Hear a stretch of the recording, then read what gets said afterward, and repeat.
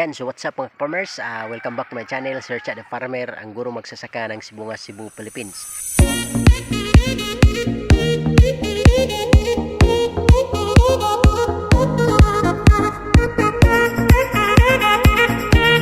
And if you're new to this channel mga farmers, please don't forget to subscribe and click the notification bell in order for you to be notified with my coming videos.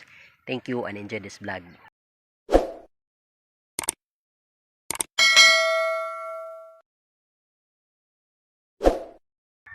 Yan, so for today's vlog mga farmers ay babahagi po sa inyo yung aming ika-apat na harvest ng pipino mga farmers.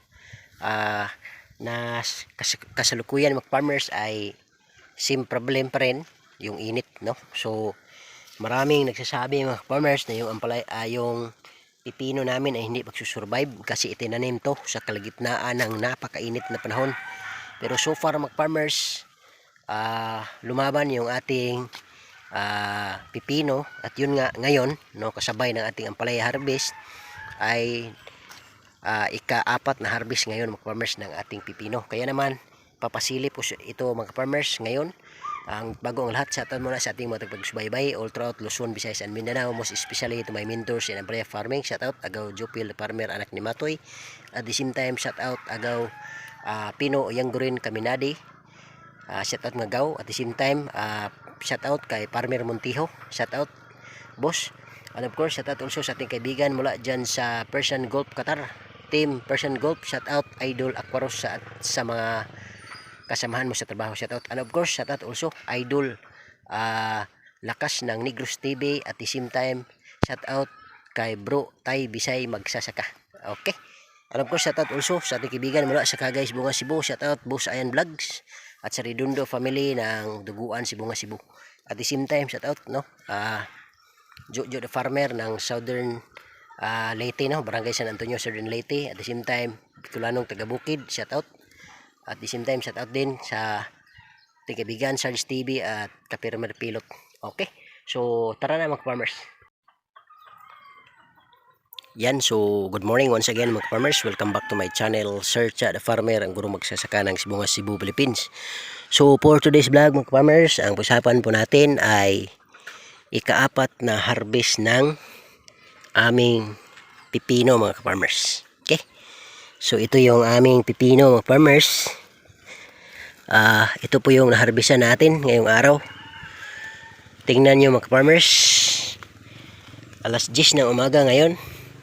Tingnan mo yung mga dahon natulog na dahil sa sobrang init, oh. Ganyan, grabe talaga ang init talaga mga farmers. Hindi pa umulan simula noong February, okay, hanggang ngayon.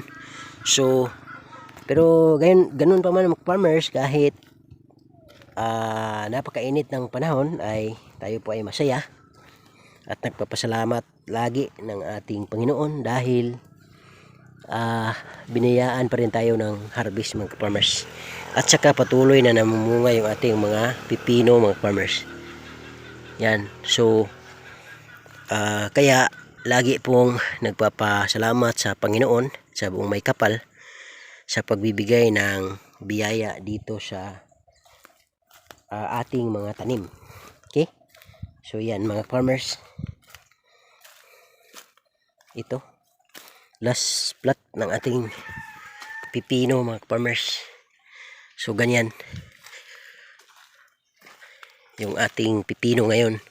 So magkano or ilang kilo ba yung harvest natin sa araw na ito mga farmers, yun po ang ating babahagi sa inyo at ipapakita po sa inyo mga farmers. Yan, may bunga. Yan, may mga bunga pa naman mga farmers. Okay, so far sabi ng iba maximum 8 to 10 harvest daw, wala na mamamatay na yung ampalaya. So hindi ko pa masabi mga farmers dahil first time po nating pipino pa lang farmers. Okay, 8 to 10 harvest, mamamatay na daw yung pipino mga farmers. Yun nga, hindi ko pa masabi kasi first time namin magtanim ng pipino. So malalaman din yan pagka mamamatay na. Okay, so ganyan mga farmers. So tingnan natin yung harvest sa pipino mga farmers doon sa bahay. So tara na. okay. So nandito na tayo sa bahay mga farmers. So ito yung ating harvest sa pipino mga farmers. So ilang kilo ba yung harvest natin? So yan yung harvest natin sa pipino mga farmers. So far yung ating harvest ngayon is 23 kilos mga farmers, yung ating harvest ng ating pipino. So yun nga, ngayon ay ika-4 na harvest mga farmers ng ating pipino. At yung farm gate price ng pipino ngayon mga farmers dito sa aming area is 40 per kilo mga farmers. Kaya ito, meron tayong 23 kilos mga farmers. Ganyan. So far yung ating pipino ay okay naman mga farmers. Yun nga, yung iba ay maliliit. Pero good pa rin mga ka-farmers. May malalaki din. Ganyan. So yan ang ating harvest mga farmers. At pangmaliitan na harvest nito mga farmers dahil parang experimental planting kasi first time mga farmers, pero so far okay naman, no? So at least good try, no? Nice try mga farmers kasi nakapag-harvest talaga tayo. So meaning successful yung try natin, hindi tayo nagpipil. So ganyan mga farmers. So I think yun lang siguro, no? Maraming salamat. At yun po ang harvest natin sa ating pipino mga farmers. Maraming salamat sa inyong suporta, no? Once again, this is Sir Cha the Farmer, ang gurong magsasaka ng Sibunga, Cebu, Philippines. Bye bye and thank you.